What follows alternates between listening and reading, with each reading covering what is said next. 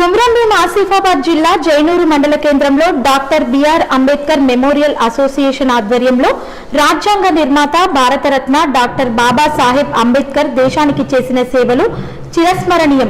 బడుగు బలహీన వర్గాల ప్రజల హక్కుల కోసం పోరాడి ప్రపంచానికి ఆదర్శంగా నిలిచారు. భారతరత్న డాక్టర్ అంబేద్కర్ 133వ జయంతి సందర్భంగా అంబేద్కర్ యూనియన్ అధ్యక్షుడు బాబాసాహెబ్ కామ్లే అశోక్ అంబేద్కర్ విగ్రహానికి పూలమాలలు వేసి నివాళులు అర్పించారు.